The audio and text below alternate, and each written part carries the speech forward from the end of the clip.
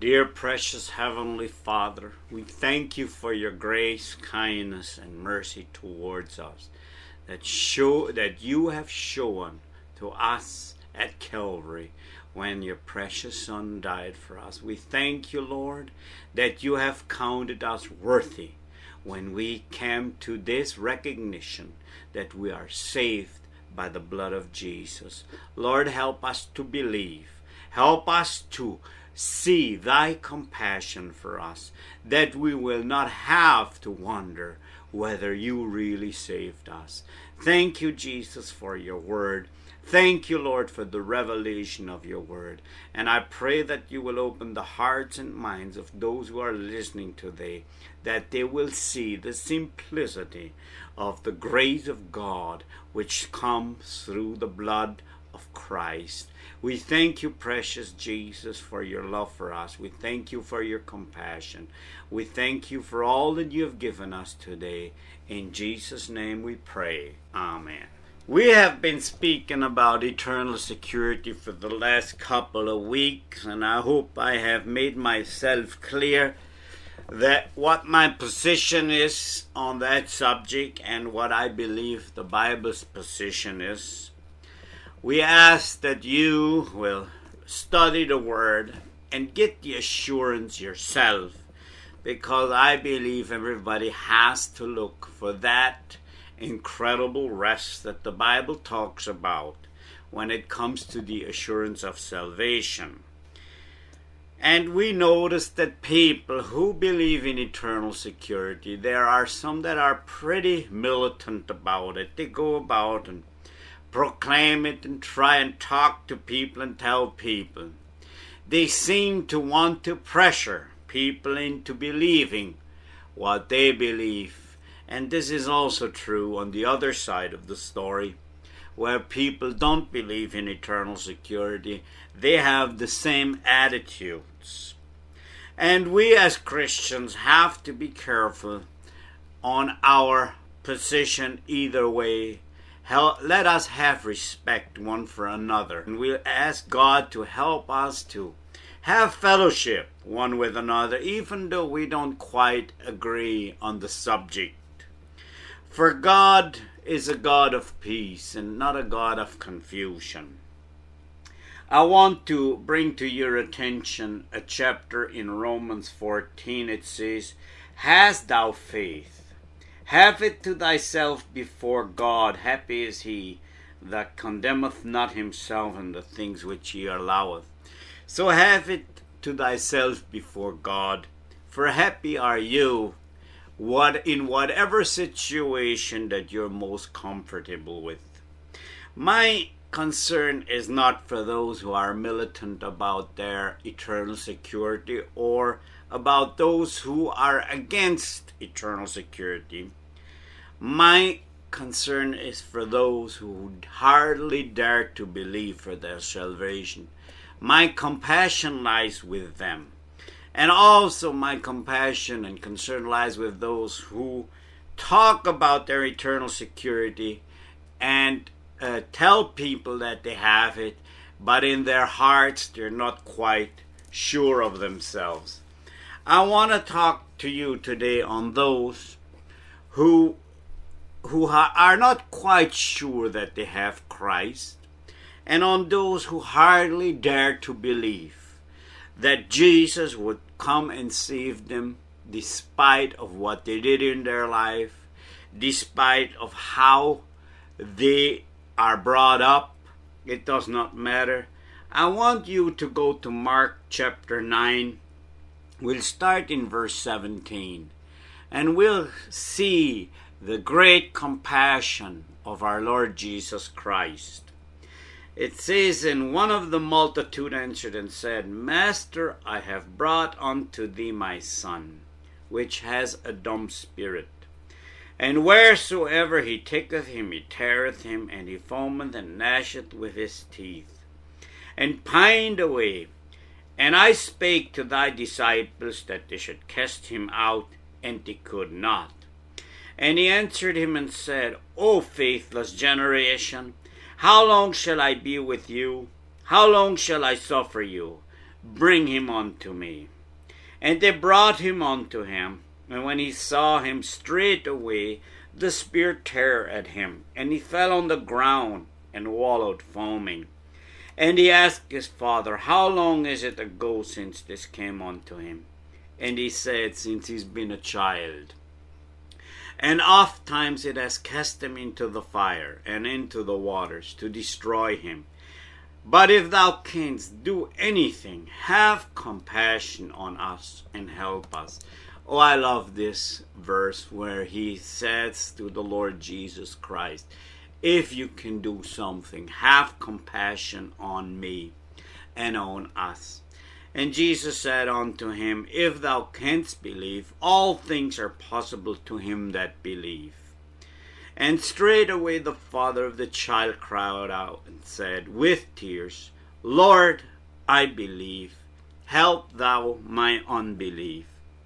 We see something here that always touched the heart of Jesus. That was a tear in a man's eye and a cry for help. We can see here that this man cried out for his son because he loved his son. He had seen Satan just tear his son apart. And he said, if you can, have compassion upon us. And Jesus said, just believe in me, just trust me, just trust my ability to help you. And the father cried out and said, Lord, help thou mine unbelief. And we know the rest of the story, that Jesus had compassion and he rebuked the demon and the demon left the child. I want to encourage those of you today who barely have enough faith in you that you may enter the kingdom of God. The Bible teaches if it's as small as a grain of mustard seed, which is the smallest of seeds, it is enough for you. For Jesus doesn't look upon our big faith or little faith. He looks at our hearts and sees our cry to him. If you have in your heart just barely enough to believe that Jesus maybe would help you, that is enough for the Lord Jesus Christ. His great compassion for us will make him come down to you and lift you up and wipe your tears away. For the Lord Jesus is moved by our tears. He is moved by our cry for help if it comes from the heart. His great compassion cannot walk past us. That is why I believe those who sincerely want to go to heaven will surely get there. I don't care how big your faith is or how small it is. If you're going to cry out to the Lord Jesus to have compassion on you, you can be sure that just like here in this beautiful story, the Lord Jesus Christ will rebuke all demons of hell and say unto you, your sins are forgiven. I want to call your attention to the thief on the cross, the one who was being punished for terrible things he has done.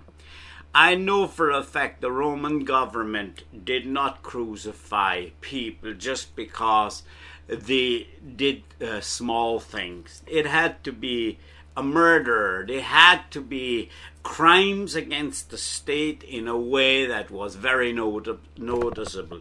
They didn't just crucify somebody for the fun of it. And he, the thief on the cross that cried out for mercy, was there for a reason. And he looked upon Jesus and he saw the compassion of the Lord Jesus Christ. And he dared to say, think of me when you come into your kingdom. He dared to say that. And what did the Lord Jesus Christ say to him? He said, today you shall be with me in paradise. Not tomorrow, but today. He did not even tell him to do anything. The thief hung there like he was. When you listen to Billy Graham crusades, they have this beautiful song, Just As I Am, without one plea. And the thief hung there just like he was, full of sin, full of shame, being punished for the terrible things he did in his life. And the Lord Jesus looked upon him and had compassion on him and said, "Today you shall be with me in paradise." I want you to bring this to your attention. The first Christian after the crucifixion of Christ to enter into heaven was a thief and a murderer, the worst of the worst. And he never had time to get baptized. He never had time to make things right. The only thing he had time for was to look over on Jesus and say, "Think of me when you enter into your kingdom." And the Lord Jesus had compassion and completely forgive him for what he did. And you know what? This is the same thing with us. If we only dare to believe that the Lord Jesus Christ came on the cross, came onto this world, and was nailed to the cross for our sins. He was crucified. He was beaten. He was spat upon for your sin and my sin. He was rejected by the Father because your sin and my sin were placed upon him. For the Holy Father cannot look upon sin, and he bore our penalty on the cross for us. Can we dare to believe that this is true? I can assure you, according to the Word of God, this is true. You can dare to believe for your salvation in the only one that can save you. That's our precious Lord Jesus Christ, who has compassion for us. He has compassion for the whole world, but those who will come to him, he will forgive and receive. And we can only look forward to an incredible eternal security when we turn to this Jesus who saved us. But for those of you who don't, for those of you who reject Christ, for those of you who do not want this salvation, there is waiting for you an eternal punishment called the lake of fire, where you will eternally see the compassion that Jesus had for you, and you would not turn to him. Oh, what a terrible time to think of throughout eternity, that the one that created you loved you so much that he took your blame for you and you rejected it. Don't do that. Don't let it come to that position. Don't let it come to that place in your life, but turn to him by faith. Have faith in our Jesus' compassion, for he loves us and he was willing to die for us.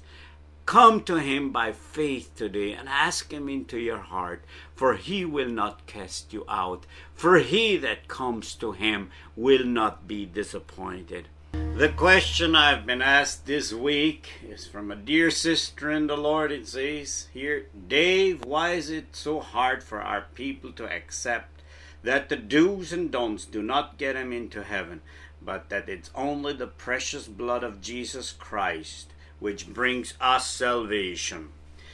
Well, dear sister, I had to reflect back on that one because I know your frustration and I can see your dismay. 25 years ago, I had the same problem because I grew up like you, believing like they all believe. And here is what they believe. They believe that they are the chosen people of God in the New Testament era, just like Israel was in the Old Testament. And that is going to make it so much harder for them to realize that they need a Savior, because already they think they are the chosen ones of God and that they have the monopoly on God. But I want to say this here, that they are no better than anybody else. The Lord God said they will have to bring his people out of every tongue, kindred, people, and nation. But I want to bring to your attention in Mark chapter 7 verse 6 what the Lord Jesus Christ said unto the Israelites. And I believe this is so familiar to us that we can completely identify with what the Lord Jesus Christ said. It says here, "This people honored me with their lips, but their heart is far from me. How about in vain do they worship me, teaching for doctrines the commandments of men? For laying aside the commandments of God, you hold the tradition of men, as washing of pots and cups, and many other such like things." And he said unto them, "Full well, you reject the commandments of God, that you may keep your own traditions." And we know that these scriptures here, they almost seem to identify to the T our people, because they have the same problem that the Israelites had when Jesus came on the scene, thinking that their do's and don'ts are what is going to appease God's hearts for their salvation. It says here, "You hold the tradition of men as washing of pots and cups and many such other like things." And we know exactly what all those other like things are, for we grew up in that system, and we know that they have piled law upon law to try to make you gehorsam. What a cop-out. For Jesus said, "He that comes to me must strip himself of himself and accept him by faith and realize that he is a sinner and needs a Savior." And dear sister, this is the conclusion that our people will have to come to, that they're no better than anybody else, that they do not have the monopoly on God, that they will see themselves as lost, without hope, and on their way to hell. And only then will they be able to recognize the fact that Jesus is the only way of salvation. But I want to encourage you today, because when I became a Christian 25 years ago, there was hardly anybody amongst our people who knew the Lord Jesus Christ. And when you talked about it, it was frowned upon, you were persecuted, you were marked, even like it is today. But that time there were only a few of us. But we who were believed that we could change things, and we started to pray and intercede for our people. And today we see the results. They are coming to the Lord Jesus Christ like they never did before. And we are believing God that there is going to be revival amongst our people that will shake all of North America. So I want to encourage you today to hang in there, to stand in the gap and pray for our people, and let your light shine. Stand up, tall, straight, be identified. Let them see that you mean business with this Christ, and they will start to ponder and wonder on what you have.